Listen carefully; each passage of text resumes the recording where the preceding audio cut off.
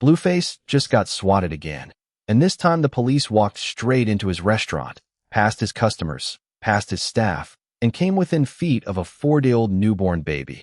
And I am telling you right now, after everything I have seen, this is not random. This is not some bored teenager on the internet. Somebody very close to this situation is pulling the strings, and by the end of this video you are going to see exactly why I believe there are only 2 names that make any sense, and one of them is going to make your jaw hit the floor. Because the deeper you look at what happened inside that restaurant, the cameras that were already rolling, the things Blueface said out of his own mouth while officers were standing right there, the phone pattern the police themselves described on camera, the more this whole thing starts to look less like an attack and more like a production. Yes, a production. And I am going to walk you through every second of it, frame by frame, word by word. And I want you to tell me at the end whether you see what I see, because once you see it, you cannot unsee it. Now, before we go anywhere, let me set the table for anybody who is new to this mess, because context is everything here. Blueface, Jonathan Porter, has been swatted multiple times now. Not once, not twice. We are talking about a pattern.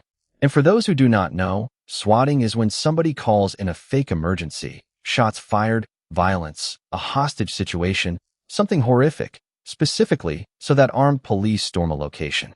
People have died from this. Innocent people. And yet here we are, watching it happen to the same man, over and over, almost on a schedule, and every single time it happens, there is a camera conveniently running. Keep that in the back of your mind, because it is going to matter later.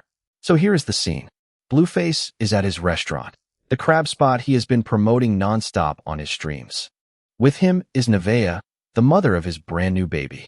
And when I say brand new, I mean brand new. The baby was 4 days old at the time this went down. For days.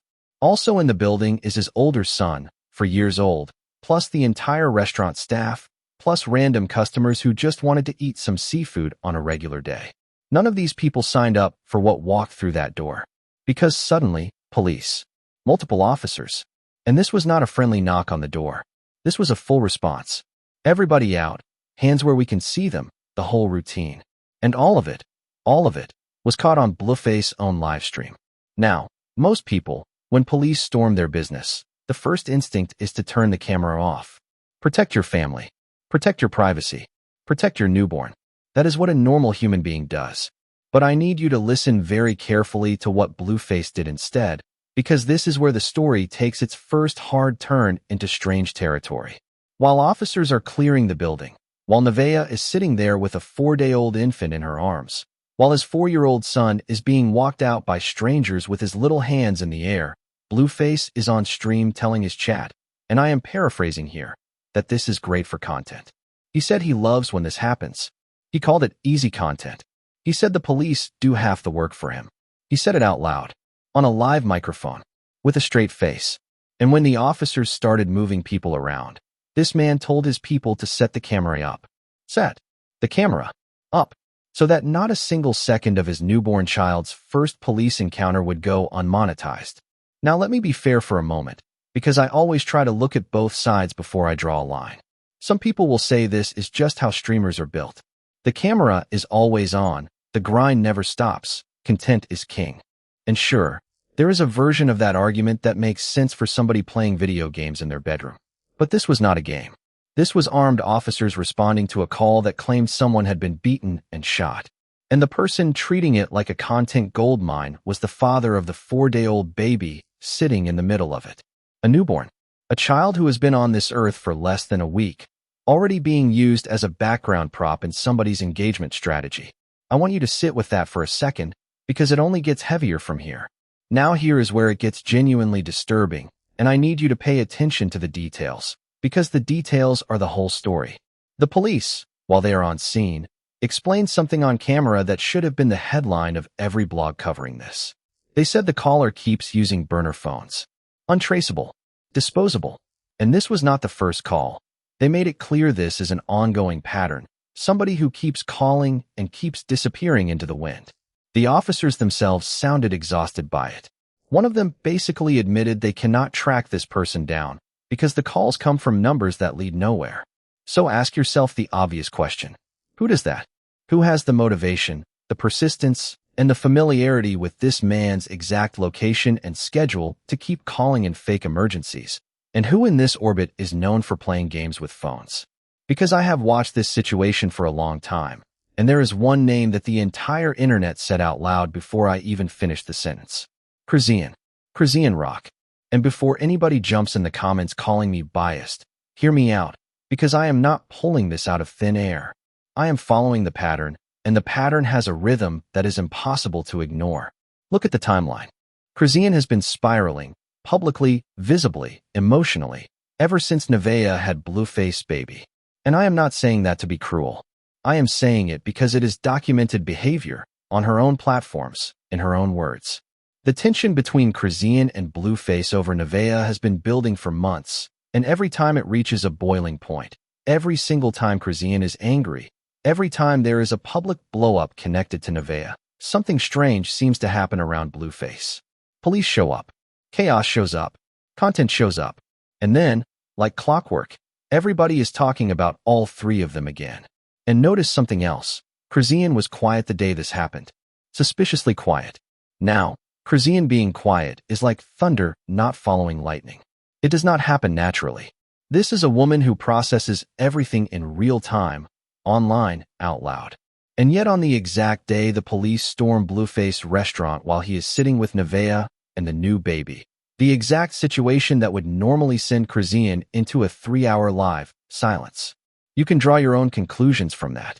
I have drawn mine, but I want to hear yours in the comments, because this is where the audience always sees things the blogs miss. Now, to be completely transparent, and I will always be transparent with you, it does not have to be Chrisean herself dialing that phone. It could be somebody in her circle. It could be a fan who thinks they are defending her honor. It could be a family member. When you have millions of followers and a fan base that treats your heartbreak like their personal war, you do not have to make the call yourself. Somebody will make it for you. And that is the terrifying part of stan culture that nobody wants to talk about. The person holding the phone might be a stranger. But the motivation? The motivation has a name, and everybody watching this situation knows what it is. But, and this is a big but, so do not run off yet, there is a second theory. And this one is darker, because it does not point at Chrisean at all. It points at the man holding the camera. And I need you to stay with me, because once I lay out the evidence for theory number 2, you're going to understand why half the internet is looking at Blueface himself sideways right now. Remember what I told you earlier? During a previous swatting incident, not this one, an earlier one, officers reportedly noted that the call appeared to come from inside the house. Inside the house. Now think about that. And then think about what we watched Blueface do this time. He was not scared. He was not angry. He was not protective. He was delighted. He narrated the whole thing like a man watching a show he already knew the ending to. He joked with the officers. He read the police report out loud to his chat like it was a script. And when the officers read back the details of the fake call, claims that a woman had been punched, that someone had been shot 5 times, Blueface did not flinch. He called it a new one. Like he was rating the creativity of the call, like he had heard the previous drafts. And then, and this is the part that made my blood run cold, Blueface told the officers, on camera, with a smile, that whoever is doing this can keep calling, because he gains views and money every time they show up. He literally told the police to call ahead next time so he could be ready. He asked for the officer's new number. Think about what that means. The man looked at an armed police response at his place of business, with his infant child in the room, and his takeaway was, please schedule the next raid in advance so the stream quality is better. That is not a victim talking. That is a producer talking. Now let me take you inside the restaurant itself, because the eyewitness level details of this scene tell you everything about who was suffering and who was performing. While Blueface is cracking jokes and adjusting camera angles, Nevaeh is going through something entirely different. This woman had just given birth 4 days earlier. Her first day out of the house. Her first attempt at anything resembling normal life as a new mother. And instead of a quiet meal, she gets officers shouting commands, strangers barking orders at her, and a swarm of chaos swirling around a baby who cannot even open his eyes yet. You can hear the exhaustion in her voice. You can hear the disbelief. At one point she is basically begging them to let her hold her child, because in the middle of all this madness, her baby was being moved around like evidence in a crime scene. And then there is the 4-year-old. A little boy, 4 years old, being walked out of a restaurant by uniformed officers with his hands raised. Because that is protocol, because nobody in that moment knows whether the call is real or fake. And I want you to picture that from his height. He does not know what swatting is. He does not know what a burner phone is. He does not know that his father is monetizing the moment. All he knows is that men with uniforms and weapons took him away from his table while people shouted. That is the kind of memory that does not just disappear when the cameras turn off. That is the kind of moment that lives in a kid. And where was Blueface during all of this? In his car, streaming, complaining that he could not get out of the vehicle, complaining that the windows would not roll down, complaining that he could not eat his oysters. I wish I was exaggerating. While the mother of his newborn is inside that chaos with their children, this man is on camera talking about being hungry, talking about being hot, asking the chat if they can see the investigation on the computer. He turned a police raid on his own family into a watch party. And the wild part is, nobody who follows him was even surprised. That tells you everything about how normalized this circus has become. Let me also point out something the officers said that most of the coverage glossed over.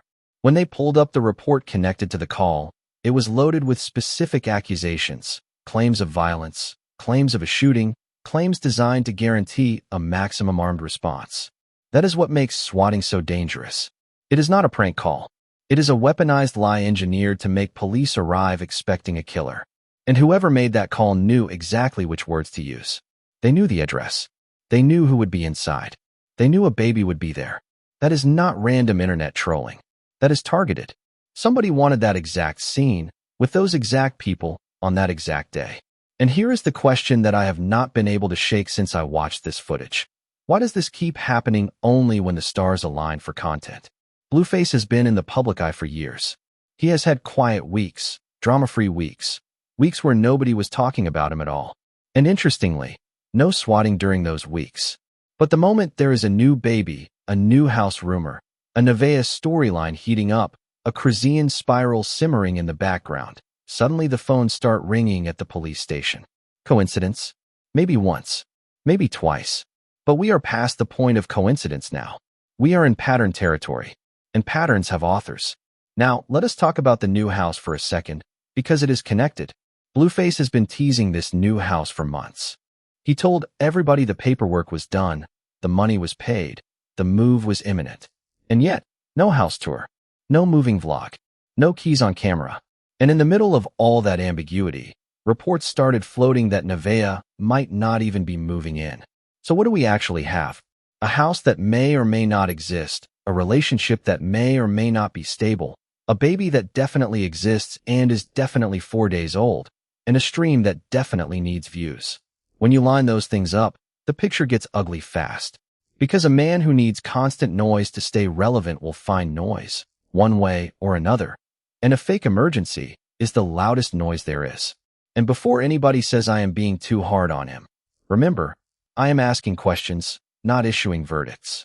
But they are the questions any reasonable person would ask after watching a man celebrate a police raid on his own business like it was a surprise birthday party. Now let us get into the exchange that really blew this whole thing open. Because the conversation between Blueface and the officers outside that restaurant was one of the strangest interactions I have ever seen between a supposed victim and law enforcement. Blueface is sitting in the car, the stream is running, and he is asking, repeatedly, for somebody to bring him his son. And on the surface, that sounds like a concerned father, and for a second, you almost give him credit. But then you listen to the whole exchange in context, and the tone is all wrong. There is no panic. There is no urgency. There is a man making small talk with officers, spelling out his last name, confirming his date of birth, joking about the weather in the back of the police car, and casually telling the officers, and I want you to really hear this, that they could do this every single day and he would not mind, because every visit means views and money in his pocket. He told law enforcement, to their faces, that their wasted time and resources were his business model. And the officers? One of them actually said something back that should be on every headline. They acknowledged how often this happens. They talked about how hard these callers are to trace because of the burner phones. There was a familiarity in that conversation, the kind of familiarity you only get when the same faces keep showing up at the same address for the same fake emergency. Blueface even joked about it, that this happens every other day. Every other day. At what point does that stop being harassment and start being scheduling? Because from the outside, this no longer looks like a man being tormented. It looks like a man with a recurring segment. And this is the part where I have to bring Nevaeh back into the center of the frame, because she is the person in this story with the least power and the most to lose. She just had this man's baby. She is 4 days postpartum, sitting in a restaurant she did not build, in a situation she did not create, while the internet, including, allegedly, people loyal to Chrisean, treat her life like a battlefield. Whether the caller was a Chrisean loyalist, a Chrisean associate, or the man Nevaeh was sitting across the table from, the result for Nevaeh is identical: police, chaos, fear, and a newborn in the middle of it. And I have not heard one single person in that man's camp stand up and say, enough. Not one. Because as long as the views come in, nobody around Blueface has an incentive to stop the machine. Now, I want to be careful here, because there are real legal stakes in this story, and I am not in the business of declaring anybody guilty of anything. Swatting is a crime. A serious one. Whoever is making these calls, whether it is a scorned ex's circle, a fan with a death wish for their own freedom, or an insider staging content, that person is committing a felony every time they dial. And the police made something else clear on that stream. They are collecting information. Reports are being filed. Names are being taken. Blueface himself said he intends to press charges on whoever is behind the calls, which is interesting, because pressing charges means he believes the caller exists, is findable, and is not him. Or, and here is the thought that will keep you up tonight, it is the perfect cover. What better way to prove you are the victim than to loudly demand justice for a crime you secretly benefit from? I am not saying that is what happened. I am saying it is exactly what a smart producer would do. And notice what happened at the very end of the encounter, because this detail is small, but it tells you everything. Once the officers confirmed it was a false call, once everybody was walked back inside, once the baby was back in his mother's arms, once the 4-year-old was back in the car getting high fives, what was Blueface's closing move? He wrapped the stream with a smile and told his chat, basically, that going viral for ridiculous reasons is just another day. No statement about his children's safety. No anger on behalf of Nevaeh. No demand that the internet stop endangering his family. Just a content creator, satisfied with the episode, already thinking about the next one. And people wonder why the view counts keep rewarding this behavior. The algorithm does not have a conscience. It only has a number. And this man understands that machine better than almost anyone in his genre. Let us step back for a moment and look at the bigger machine, because this story is not really about one afternoon at one restaurant. This is about an entire ecosystem that now runs on manufactured emergencies. Think about what we have all watched over the past year with this circle of people. Every few weeks, like clockwork, there is a new crisis. A fight, a breakup, a reconciliation, a police visit, a pool incident, a hospital rumor, a paternity whisper. And every single one of those crises arrives fully filmed, fully streamed, fully monetized. At some point, a thinking person has to stop asking what happened and start asking who benefits. Because in this economy, chaos is not an accident.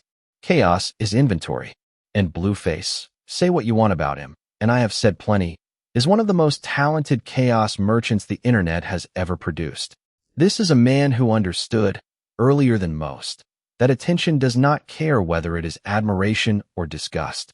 Outrage spends exactly the same as love. A hate watch counts the same as a fan watch. And a police raid on your restaurant, streamed live, with your newborn in the frame, is not a tragedy in that economy. It is a premiere. That is why he smiled. That is why he thanked the officers. That is why he invited them back. In his world, the worst thing that can happen is not a swatting. It is a quiet week. But here is where my sympathy starts knocking, and it knocks hard, because inside that machine are people who never agreed to be parts. Nevaeh did not build this. The 4-year-old did not build this. The newborn definitely did not build this. The staff at that restaurant, the cooks and servers who just wanted to make rent, did not build this. The customers who were mid-meal when officers came through the door did not build this. All of them are unpaid extras in a show with no off switch. And the person who holds the remote refuses, every single time, to turn it off, because off is the one thing he cannot afford. Now, let us go back to Chrisean one more time, because I promised you both theories, and I do not deal in half measures. If it is Chrisean or her orbit behind these calls, then what we are watching is something genuinely scary. A harassment campaign with a baby's address attached to it. Think about the escalation ladder. It starts with subliminal posts. Then it is livestream meltdowns. Then it is showing up places. And if the calls really are coming from her side of the fence, then we are watching the moment where internet beef crosses the line from embarrassing to criminal. That is not tea anymore. That is a felony with a newborn in the blast radius. And if that is the truth, it needs to be treated like the truth, not like content. But if it is the second theory, if this is an inside job, if the chaos is homegrown, then what we are watching is arguably worse. Because that means a father looked at the police, looked at the panic, looked at his crying 4-year-old and his 4-day-old baby, and saw stage lighting. That means every tear Nevaeh cried in that restaurant was a scene in somebody else's episode. And honestly, the most chilling possibility is the one nobody wants to say out loud, that it is both. That the enemies outside and the producer inside have reached a silent, unspoken agreement, where one side supplies the emergency and the other side supplies the camera, and neither side ever has to say a word to the other because the incentives line up perfectly. Think about how dark that is. A symbiotic relationship between a harasser and a showman, with 2 small children living at the intersection. And before anybody tells me that second scenario sounds too cynical, too conspiratorial, I want you to remember what industry this is. Fake emergencies for engagement are not theoretical. Streamers have been caught staging swattings before. Influencers have been caught faking arrests, faking robberies, faking breakups, faking pregnancies, faking funerals. There is an entire graveyard of careers built on stunts that turned out to be theater. So when a man tells you, out of his own mouth, on his own stream, that police raids are good for business, believing him is not cynicism. It is literacy. He told us what the product is. The product is the emergency. Now let me address the police themselves, because they are a character in this story too, and their role deserves a closer look. Watch the way they handled this scene. They cleared the building. They separated people. They checked for weapons. They walked a 4-year-old out with his hands up. That is procedure, and procedure exists because sometimes the call is real. They cannot gamble. They cannot assume it is fake just because it is the 4th time at the same address. If they get lazy and the 1 real call comes through, somebody dies. So they suit up and they run the play every single time, knowing that they are probably props in somebody's stream. And you could hear the weariness in it. One officer basically told Nevaeh, in so many words, that they know this keeps happening, that they know the callers use burners, that there is almost nothing they can do. Imagine being a cop in that moment. You are a public servant being used as unpaid content, and you still have to be professional because the one time you are not, it becomes a different headline. And that, right there, is the part of swatting that never makes the blogs, the waste. Every fake call pulls officers off real emergencies. Somewhere in that city, while a dozen cops were walking a toddler out of a crab restaurant for content, somebody with a real crisis was waiting longer for help. Somebody's actual robbery, actual accident, actual domestic violence call got a slower response because a burner phone said shots fired at a celebrity's business. That is the hidden cost of every one of these episodes. The audience sees drama. The city sees resources burned. And the person holding the phone, whoever they are, is gambling with strangers' lives for a reaction. Now, I know some of you are already typing. Why does he not just move? Why does he not go private? Stop streaming his location. Stop broadcasting his schedule like a dinner invitation for chaos. And that is exactly the right question, which is exactly why it will never happen. Because privacy is the one luxury this business model cannot afford. The location is the content. The access is the content. The vulnerability is the content. Asking Blueface to stop broadcasting his life is like asking a casino to turn off the lights. The whole operation only works when everything is visible, all the time, to everyone, including, unfortunately, whoever is dialing those numbers. And this is where the new house mystery snaps into focus. A normal person being swatted repeatedly does one thing immediately. They move, quietly, and they tell nobody. But we are months into this house saga and the address of the current spots is still public. The streams are still live. The schedule is still predictable, and the new house remains a ghost.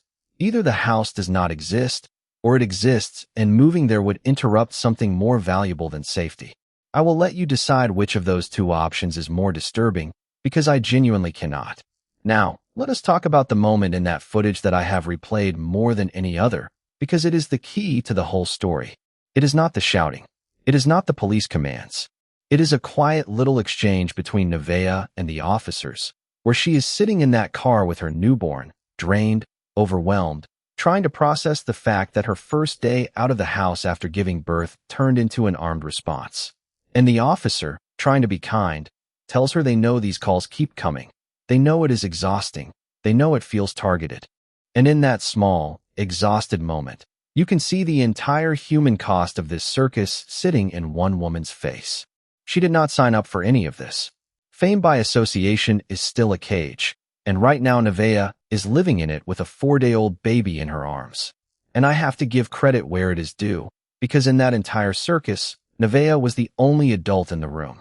While Blueface joked about views, she was the one asking where her kids were. While the cameras adjusted, she was the one counting heads.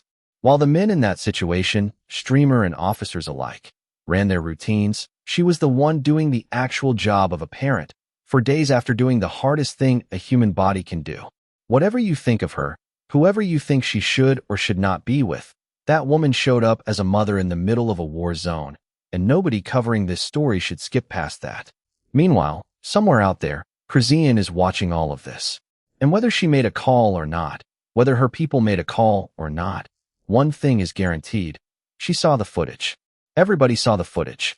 And in this economy, seeing the footage is its own trigger, because the next move in this saga is always a response to the last one. That is the engine. Blueface does something with Nevaeh. Chrisean reacts, or goes suspiciously silent. The internet picks a side. The police get a phone call. The stream gets a spike. And around it goes, a 3-person tornado with 2 babies strapped to it. And this is the part where I tell you the thing nobody in this situation wants to hear. There are only 2 ways this story ends. Either the caller slips up, because burner phones or not, patterns get caught, towers get pinged, people talk, and somebody gets arrested, and we finally learn whose fingerprints were on this all along. Or the calls keep coming, the stakes keep rising, and one day the wrong officer meets the wrong movement at the wrong second, and this whole saga stops being tea and becomes a tragedy with a trial attached. I am not being dramatic. Swatting has already killed people in this country, not influencers, innocent people. The difference between this week and that outcome is luck, and luck runs out. So here is where we land, and I want to be crystal clear about what we actually know versus what we suspect, because in this space the difference matters. What we know, Blueface was swatted again, this time at his restaurant, with Nevaeh, a 4-day-old newborn, a 4-year-old child, staff, and customers all inside. What we know, the police said the callers use burner phones and keep getting away with it. What we know, Blueface welcomed the chaos on camera, called it content, thanked the officers, told them they could come back every day, and asked them to call ahead next time. What we know, during a previous incident, the call reportedly traced to inside the house. What we know, Chrisean, whose every emotional low seems to rhyme with a new emergency around Blueface and Nevaeh, was silent that day. What we suspect, and I will own this as suspicion, not fact, is that the burner on the other end of that call belongs to one of 2 camps. Either somebody in Chrisean's world is waging a harassment campaign that has crossed every line there is to cross, or the calls are coming from much closer to the camera than anyone wants to admit. And the darkest possibility, the one that fits every single piece of evidence without forcing a single one, is that this has quietly become a show where the villain and the victim are on the same payroll. One dials, the other films, and the children are the only ones who never read the script. I keep thinking about that 4-year-old walking out with his hands up. For years old. He does not know what a view count is. He does not know what a burner phone is. He does not know that somewhere, somebody decided his terror was worth producing. And he does not know that his father, instead of shielding him from it, asked for the camera to be set up so the world could watch. That is the image I cannot get out of my head, and honestly, I do not want to. Because the day we stop being disturbed by that image is the day this whole machine wins. And to the person making the calls, because I know they watch videos exactly like this one, understand something. The officers on that stream said it themselves. Reports are being filed, information is being collected, and the net on swatters has been closing all over the country. People are doing real federal time for exactly what you are doing. Every call you make is a breadcrumb. Every burner has a purchase, a location, a moment on a camera somewhere. And when they finally knock on your door, there will be no chat to perform for, no views to collect, and nobody, not Chrisean, not Blueface, not a single one of the people you thought you were helping or entertaining, is going to claim you. That is how this always ends for the person holding the phone. So now it is your turn, because this is the part where I hand the investigation to you. I want two things in the comments, and I want you to be specific. Number 1, whose side of the fence do you think that burner phone is on? Is this Chrisean or someone in her orbit, lashing out every time Nevaeh and the baby take up space in Blueface's life? Or is this coming from inside the operation? A man who figured out that the fastest way to trend is to have the police kick his own door in? And number 2, the one nobody is talking about. What happens to the kids? Because while the adults in this story are busy playing chess with 911, there is a 4-year-old who just learned what hands up means, and a newborn whose first week on Earth included a police raid, a camera crew, and a comment section. Somebody in this story has to be the one who says the children come before the content, and so far, I have not heard a single volunteer. And let me say this to the people who keep telling me it is not that deep. It is that deep. Every time we laugh these moments off, every time we clip them, meme them, and move on, we are voting. We are telling the algorithm that this is what we want more of, and the algorithm always delivers more of what we reward. That is how you end up with a man thanking officers for a raid. That is how you end up with a 4-day-old baby trending. We did not just watch this machine get built. We paid for the parts, one view at a time. And the only way it slows down is if the audience finally decides that some episodes are not worth renewing. Now here is what I am watching next, and you should be watching it too. Watch Chrisean's next move, whether she speaks, what she says, and more importantly, what she does not say, because in this saga, silence has become the loudest statement there is. Watch Blueface's next stream, whether the tone shifts, whether he suddenly becomes protective now that the whole internet is asking why he was not. And watch the police, because if there is one thing I know about a department that keeps getting burned by the same address, it is that patience has a limit and paperwork has a memory. When the next chapter of this drops, and there will be a next chapter, there is always a next chapter. I will be right here breaking down every second of it, and you are going to want to already be locked in when it happens. Because something about this one is different. I can feel it, and I know a lot of you can feel it too. The last few incidents were chaos. This one was choreography. The timing, the camera, the jokes, the silence from the other side. Too many pieces landed in the same place at the same time for me to call it luck. Somebody out there knows exactly who made that call. Maybe it is the person who made it. Maybe it is the person who profited from it. Maybe, just maybe, it is the same person. And when that truth finally surfaces, and it always surfaces, remember that you heard the question asked here first. So drop your verdict in the comments. Camp 1 or Camp 2, Chrisean's orbit, or an inside job. And while you are down there, like this video if you made it to the end, because the fact that you are still here tells me you are one of the ones who actually watches the details instead of just the headlines. And that is exactly who I make these for. Subscribe if you have not already, and hit the bell, because the next time this man's phone rings, the next time an officer pulls up to that address, the next time somebody in this circle goes suspiciously quiet, I am going to be on it before the blogs even wake up. This story is not over. Not even close. And something tells me the next chapter is the one where we finally find out who has been holding the phone all along. I will see you on the next one.